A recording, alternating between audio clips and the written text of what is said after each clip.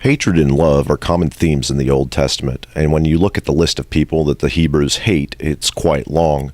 When you consider only the relatively large empires and cultures, it's clear that the Hebrews don't like any of them except for one. Over and over again, the Old Testament speaks highly of the Persian kings. It doesn't list all of the Persian kings, but the kings that are mentioned are all thought of in a positive light.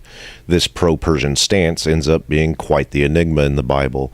Clearly, the Egyptians, Assyrians, and Babylonians are portrayed as evil, crazy, or otherwise useless, but not the Persians. Cyrus the Great himself is represented as a savior of Judaism, and this wouldn't be so problematic if we had evidence of early authorship. However, at this time, the earliest codification of the Old Testament is in Greek with the Septuagint. And since the Jews didn't like anyone except the Persians, the birth of the Septuagint may very well indicate the birth of written Jewish texts.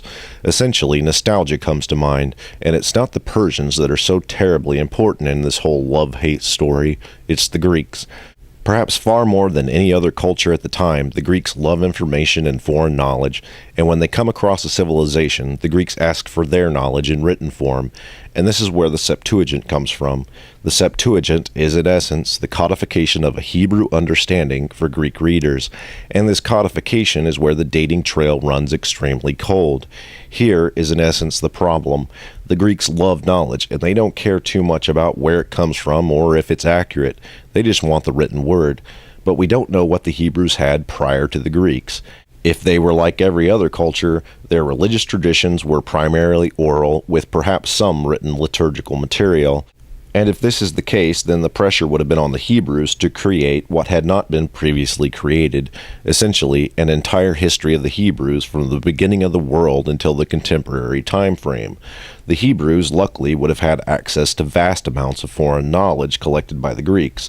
They would have had access to information on ancient kings and ancient events. They would have had access to the Epic of Gilgamesh, Hammurabi's Code, the Egyptian Book of the Dead, the Odyssey, and the Iliad.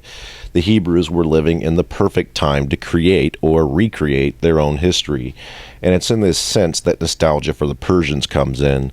The Hebrews didn't like the Greeks so much, and they remembered a time when everything was better.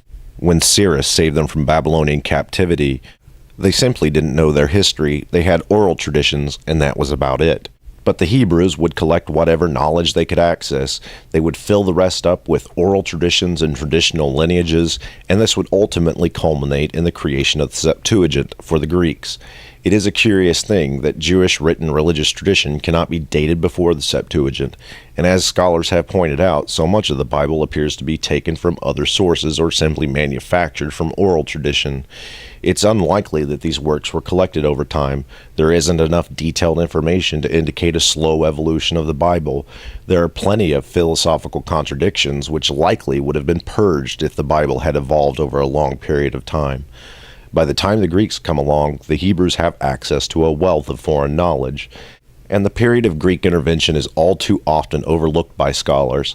The Greeks were definitely interested in Hebrew history. Whether or not the Hebrews had what the Greeks were looking for is an entirely different issue.